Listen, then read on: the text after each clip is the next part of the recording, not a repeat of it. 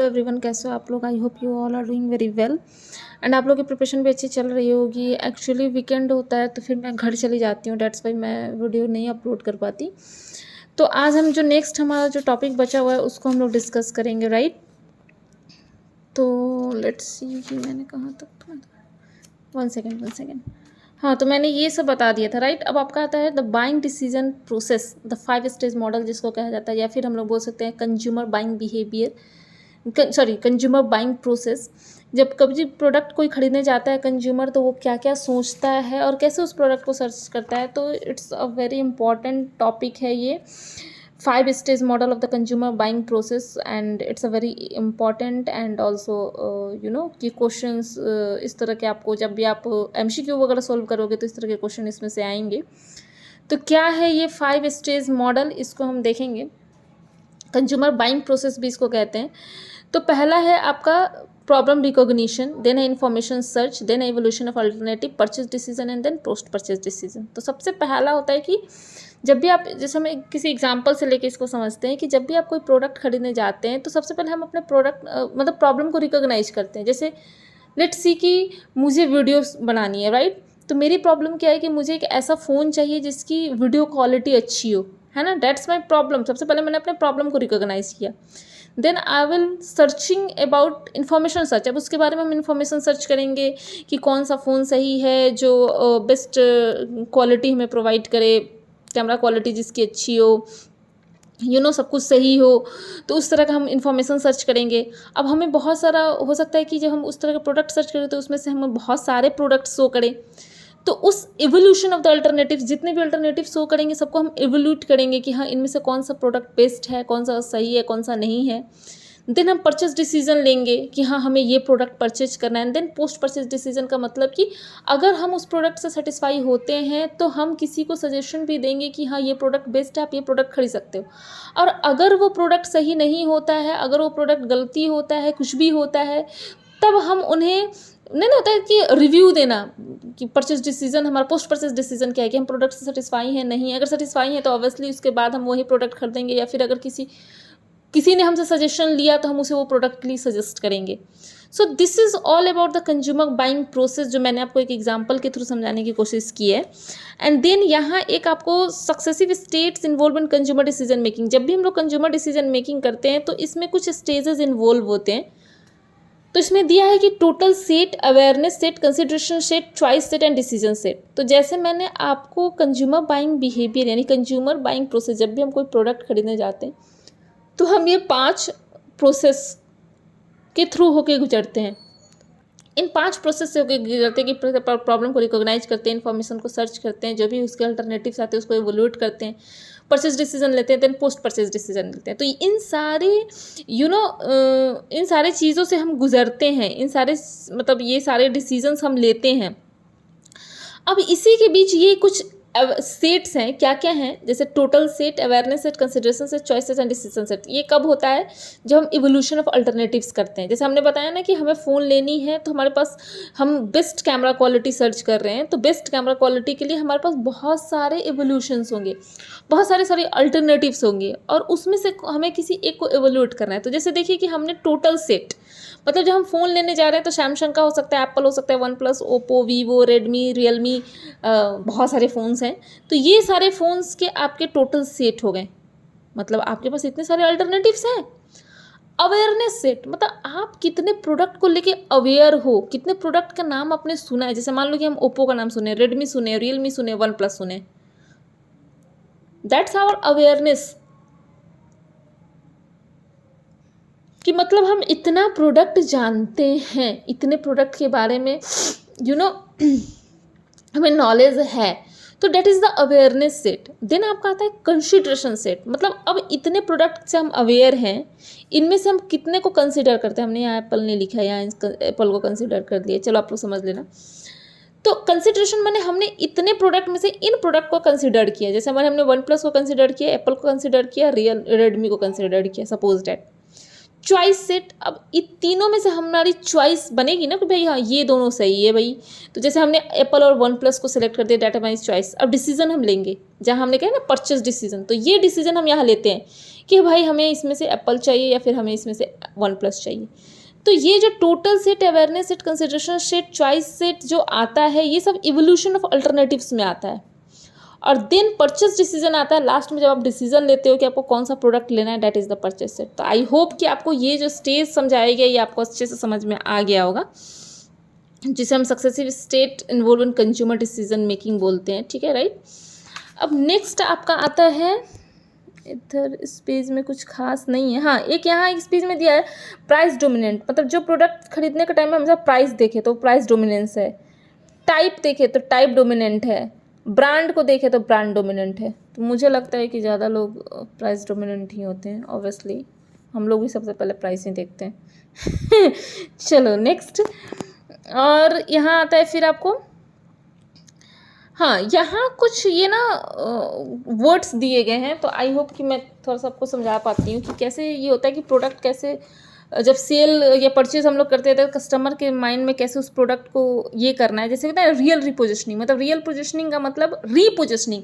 जैसे हमने जब आपको STP पढ़ाया था तो हमने बताया था ना कि सेगमेंटेशन, टारगेटिंग एंड पोजिशनिंग, मतलब टारगेट करने के बाद हम पोजिशनिंग करते हैं। पोजिशनिंग का मतलब ये होता है कि creating a position in the mind of the customer, customer के माइंड में एक पोजिशन क्रिएट करना, ठीक है ना।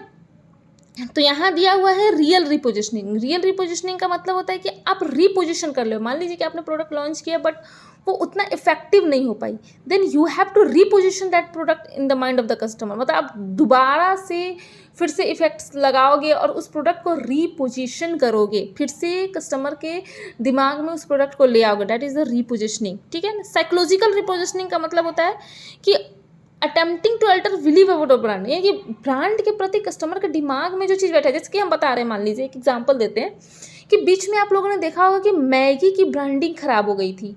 समवन सेज कि उसमें शीशा होता है, ग्लास के टुकड़े यूज़ किए जाते हैं and that should hazardous for our health. तो उसकी पोजिशनिंग एक ख़राब हो गई मार्केट में, है ना। तो उस समय शायद मैगी का मार्केटिंग एकदम बंद हो गया था, मार्केट में मैगी मिलना बंद हो गया था। तो उस समय हम लोग ईपी का यूज़ करते थे, राइट। तो वो क्या था, रियल रिपोजिशनिंग, उसने फिर से रिपोजिशन किया और फिर से मार्केट में वो लॉन्च हो गया। वही कहते हैं साइकोलॉजिकल रिपोजिशनिंग, मतलब हमने एक साइकोलॉजिकल रिपोजिशनिंग क्रिएट किया। मतलब साइकोलॉजिकल दिमाग में जो कस्टमर के दिमाग में चला था, हाँ सही में इसमें ग्लास है एंड वो हमारे हेल्थ के लिए सही नहीं है तो हमें मैगी नहीं खाना चाहिए, एक साइकोलॉजिकल दिमाग में कस्टमर को बैठ गया था। तो हमने उसके बिलीव्स को हटाया, फिर से मैगी नहीं। या फिर आप जैसे व्हाट्सअप का देखो कि पहले था कि नहीं व्हाट्सअप कि व्हाट्सअप में जो चैट्स होते हैं वो इंड टू इंड सिक्योर नहीं होते हैं, आपके चैट्स वायरल, आपके चैट्स मतलब कोई भी पढ़ सकता है, ये वो समथिंग लाइक दैट।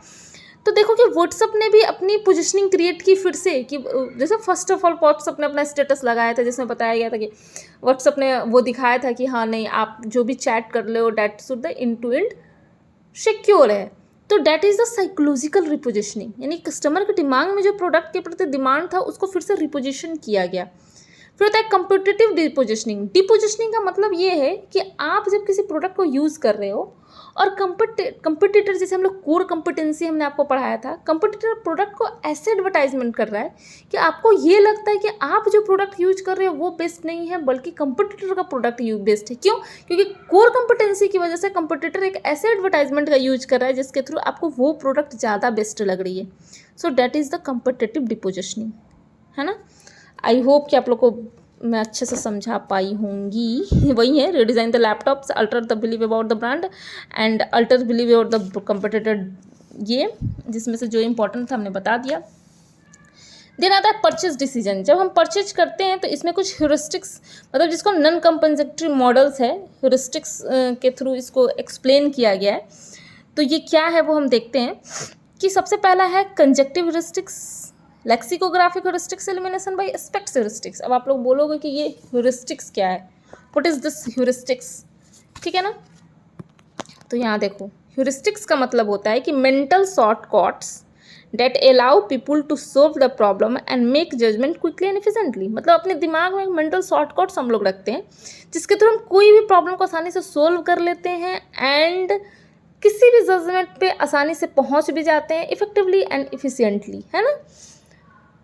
उसी को हम लोग ह्यूरिस्टिक्स कहते हैं, मेंटल शॉर्टकट्स जिसको बोला जाता है। तो इसमें चूंकि दिया हुआ है, पहला है आपका कंजक्टिव ह्यूरिस्टिक्स। इसमें क्या होता है कि customer minimum cut off level रखता है। मतलब कि अब आप लोग इसको एग्जांपल से समझो कि हम कोई प्रोडक्ट खरीदने जा रहे हैं, हमने कट ऑफ लेवल क्या रखा है कि भाई प्रोडक्ट, भाई जैसे हम बोलते हैं 100 रुपये से ज़्यादा नहीं होना चाहिए, है ना, उसमें ये क्वालिटी होनी चाहिए, बस। That's a conjunctive heuristics. मतलब हमने एक minimum cut off level determine कर लिया है और हम उस कट ऑफ लेवल के ऊपर नहीं जाना चाहते हैं। So this is the conjunctive heuristics. फिर एक आपका आता है लेक्सिकोग्राफिक ह्यूरिस्टिक्स। इसमें क्या होता है कि मोस्ट इंपॉर्टेंट एट्रीब्यूट्स हम लोग चूज करते हैं। जैसे कि हम प्रोडक्ट खरीदने गए, सारे प्रोडक्ट की क्वालिटी एक ही है, बट नहीं होता है कि हमें, अरे जैसे मान लो कि जैसे लड़कियां कुछ मेकअप का चीज़ यूज़ करने गई एंड कुछ इंग्रेडिएंट्स होने चाहिए कि सारे प्रोडक्ट एक जैसे दिखा रहे हैं, but they have to search a few ingredients उस प्रोडक्ट में होनी चाहिए। या फिर अगर हम किसी शैम्पू को यूज़ कर रहे हैं तो हमें कि मतलब having a shampoo with this flavour, तो हमने एक अपना कुछ इंपॉर्टेंट एट्रीब्यूट्स लगा दिया है कि ये चीज़ होनी चाहिए तो हम ये प्रोडक्ट को परचेज करेंगे। So that is the lexicographic heuristics. फिर होता है एलिमिनेशन बाय एस्पेक्ट्स ह्यूरिस्टिक्स। इसमें क्या होता है कि हम प्रोडक्ट और ब्रांड को अपने एक्सपीरियंस के बेसिस पे, अपने डिसीजन के बेसिस पे एलिमिनेट्स करते हैं और जो बेस्ट प्रोडक्ट होता है उसको हम अपने लिए चूज़ करते हैं। सो that is the elimination by aspects heuristics. I hope आप लोग को ये समझ में आ गया होगा। अब आगे चलते हैं। इस पेज में तो कुछ खास नहीं है। नाउ जब आप इस पेज में आओगे तो यहाँ कुछ एग्जाम ये दिए गए हैं एंड आई थिंक ये थोड़ा इजी है, याद करना भी इजी है।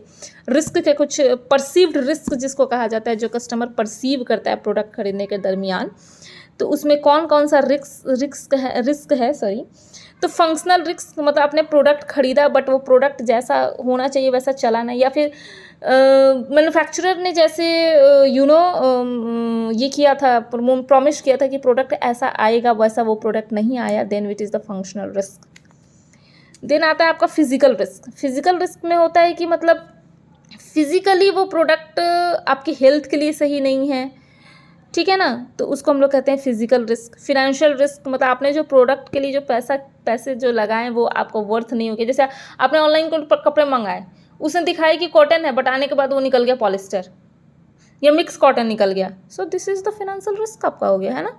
सोशल रिस्क, मतलब कि आपको किसी के सामने एम्बेरसमेंट फील हो रहा है, so this is the social risk. आप कंफर्टेबल फील नहीं कर रहे हो, तो that is the social risk. Psychological, मतलब मेंटल वेलबींग पे, आपके मेंटल हेल्थ पे वो प्रभाव डाल रहा है, so this is the psychological risk.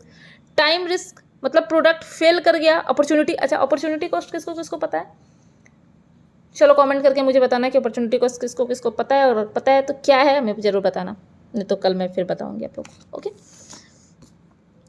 कुछ आप लोग के ऊपर भी छोड़ा जाए, है ना। फिर जब आप इस पेज में आओगे तो इसमें कुछ खास नहीं है। कि ये है वैरायटी सीकिंग बाइंग बिहेवियर, तो ये एक मॉड्यूल है, वो मैं अच्छे से बताऊंगी कल, तो ज़्यादा समझ में आएगा वो, है ना। फिर यहाँ डिसीजन ह्यूरिस्टिक्स, जैसे उधर आपने 3 टाइप्स ऑफ ह्यूरिस्टिक्स पढ़ा। परचेज डिसीजन के टाइम में हमारी जो ह्यूरिस्टिक्स हेल्प करती है हमें, non compensatory model of consumer choices. और यहाँ है डिसीजन ह्यूरिस्टिक्स, जिसमें अवेबिलिटी ह्यूरिस्टिक्स, मतलब जो डिसीजन हमें पता होता है, बस हम जैसे कि है ना, हमें पता है कि हाँ इस तरह का प्रोडक्ट होता है, क्वालिटी इसमें ये होती है, बस हम जाके वहीं देखते हैं क्योंकि हमारे पास नॉलेज नहीं है और हम सर्च करना भी नहीं चाहते हैं। So that is the availability heuristics. Representative heuristics का मतलब होता है कि कैसे रिप्रेजेंटेटिव ने उस प्रोडक्ट को हमारे सामने रिप्रेजेंट किया है। So this is the representative heuristics. Anchoring and adjustment heuristics क्या है, तो कंज्यूमर जो है इनिशियल जजमेंट पे पहुंचता है और तब मतलब कि मतलब हमने एडजस्ट करके उस ह्यूरिस्टिक्स पहुंचा है। So that is the conjunctive and anchoring and adjustment heuristic. ये कुछ उतना इंपॉर्टेंट नहीं है, आपका वो नॉन कंपनसेटरी मॉडल वाला ज़्यादा इंपॉर्टेंट था, इसलिए मैंने उसे समझा दिया। ये आप बस लाइन बाय लाइन इसको पढ़ लेना, है ना। फार्मिंग मेंटल अकाउंटिंग, इस पेज में कुछ नहीं। आई होप ये आप लोग की चैप्टर 6 थी, राइट। एक मिनट, हाँ, चैप्टर 6 आपकी कंप्लीट होती है। And thank you so much guys for watching my video. Do like, share and subscribe to my channel if it is helpful for you. और please share to your friends जो MO की preparation कर रहे हैं और उन्हें इस बार crack करना है। तो thank you so much guys, and please comment करके ज़रूर बताना वीडियो आपको कैसे लगी। Thank you so much, bye bye.